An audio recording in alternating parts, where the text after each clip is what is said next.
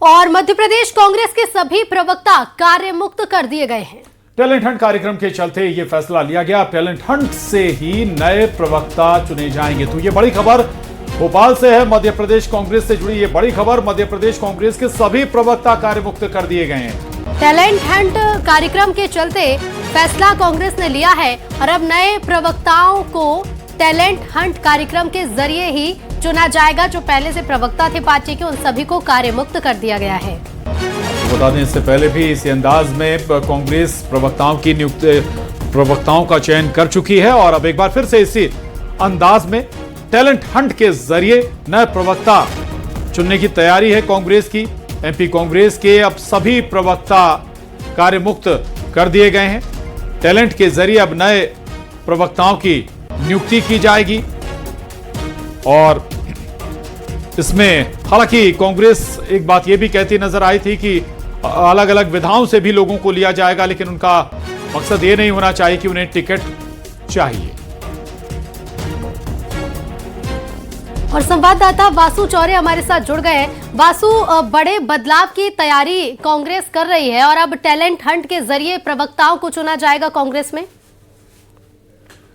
बिल्कुल, देखिए, मध्य प्रदेश कांग्रेस में लगातार रिफॉर्मेशन का जो दौर है वो देखने को मिल रहा है। पहले संगठन सृजन अभियान हुआ जिसके तहत संगठनात्मक नियुक्तियां हुई और अब जो मीडिया टीम है कांग्रेस की उसको पूरी तरीके से डिसॉल्व कर दिया गया है और अब नए प्रवक्ता जो है वो चुने जाएंगे। उसके लिए एक पूरा टैलेंट हंट का कैंपेन जो है, प्रोग्राम जो है वो चलाया जाएगा, जो प्रदेश स्तर से लेकर जिला और ब्लॉक स्तरों तक होगा और जो वहां से टैलेंटेड ऐसे लोग निकलकर सामने आएंगे जो पार्टी की बात को जनता के सामने टीवी डिबेट्स के माध्यम से या सोशल मीडिया के माध्यम से बेहतर रूप से रख सकेंगे। उनको कांग्रेस मीडिया पैनलिस्ट बनाएगी और अपना प्रवक्ता बनाने का काम करेगी। कांग्रेस का ये कहना है कि लंबे समय से इस पूरी प्रक्रिया को लेकर एक जो पार्टी के अंदर चर्चा चल रही थी और इसके लिए एक कमेटी भी बनाई गई थी और जिसके दिशा निर्देशों पर अब ये पूरा जो टैलेंट सर्च अभियान है वो शुरू होगा। राहुल गांधी खुद इस पूरे अभियान की मॉनिटरिंग करने का काम करेंगे ताकि ऐसे लोग पार्टी के मेन फोरम पर अपनी बात रख सकें या जनता के सामने अपनी बात रख सकें जो बहुत अच्छे से पक्ष कांग्रेस का रख पाए और सरकार को घेर सके। चलिए, बहुत शुक्रिया आपका वासु जानकारी के लिए। और भारत और अमेरिका के बीच ट्रेड डील की घोषणा हो चुकी है। अमेरिका ने भारतीय सामान पर टैरिफ 50% से घटाकर 18% कर दिया है। अमेरिका के राष्ट्रपति डोनाल्ड ट्रंप ने इस डील की घोषणा करते हुए कहा कि भारत पर टैरिफ को घटाकर 18% कर दिया गया। भारत पर रूसी तेल खरीदने के लिए 25% अतिरिक्त टैरिफ भी हटाया जा रहा है। अमेरिकी राष्ट्रपति डोनाल्ड ट्रंप ने अपने सोशल मीडिया प्लेटफॉर्म पर एक पोस्ट डालकर इसकी जानकारी दी। उन्होंने कहा कि प्रधानमंत्री नरेंद्र मोदी के साथ फोन पर बातचीत के बाद यह सौदा हुआ और यह तुरंत प्रभाव से लागू हो गया है। ट्रंप ने मोदी को अच्छा दोस्त बताया और कहा कि भारत अब अमेरिकी सामान ज्यादा स्तर पर खरीदेगा। प्रधानमंत्री नरेंद्र मोदी ने भी इस पर प्रतिक्रिया देते हुए सोशल मीडिया पर पोस्ट किया। उन्होंने लिखा कि राष्ट्रपति ट्रंप से बात करके बहुत अच्छा लगा।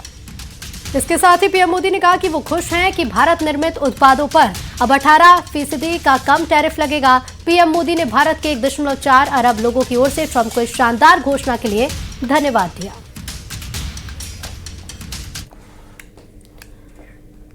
तो सूत्रों की माने तो भारत ये डील अपने उत्पादों को सुरक्षित रखते हुए कर रहा है।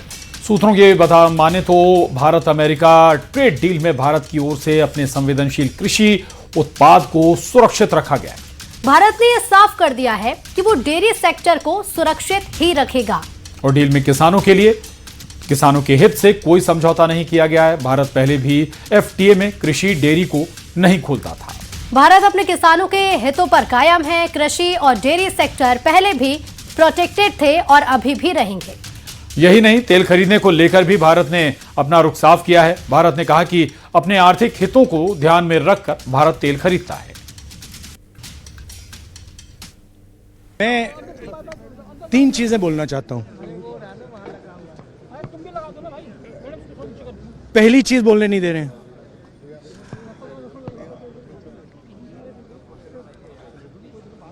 मोदी जी घबराए हुए हैं। आपने देखा जो ट्रेड डील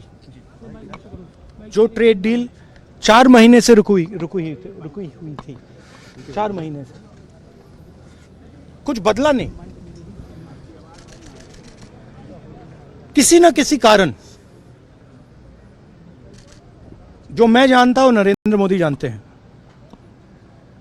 नरेंद्र मोदी जी ने कल शाम उस डील को साइन कर दिया।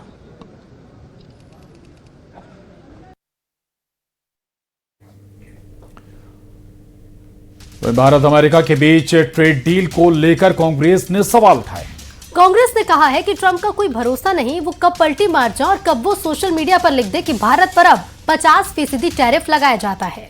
वहीं कांग्रेस के आरोपों पर पलटवार करते हुए बीजेपी ने कहा कि कांग्रेस को हर बात पर राजनीति करनी होती है। इसके साथ ही बीजेपी का कहना है कि कांग्रेस को ये देखना चाहिए कि मोदी जी के राज में भारत आर्थिक तौर पर लगातार मजबूत हो रहा है।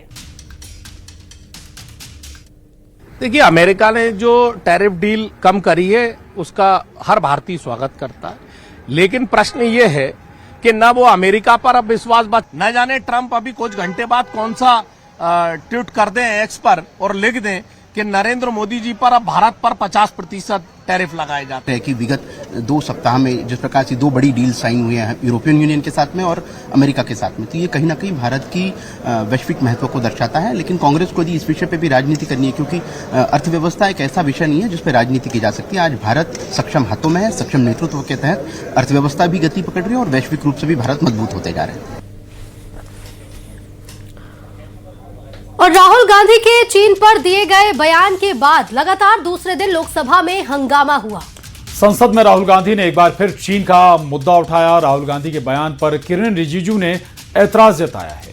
किरेन रिजिजू ने कहा कि राहुल एक ही बात बार बार दोहरा रहे हैं। और इसी बीच कांग्रेस के सांसद अमरिंदर सिंह राजा वजिंग ने स्पीकर की तरफ कागज भी उछाले। पेपर उछालने पर 8 सांसदों को पूरे संसद सत्र से निलंबित कर दिया गया है। इस आर्टिकल पर अपना भाषण शुरू किया था। स्पीकर ने कहा था कि इसे रूल के मुताबिक किया जाए। तो अब मैं चाहता हूं कि ये जो आर्टिकल है ये ऑथेंटिकेट किया जाए। आप ऑथेंटिकेट कीजिए और मैं इस पे बात करना। We are patiently waiting to listen to the honorable leader of the opposition. The matter which was referred to just now, yesterday the chair has given a ruling.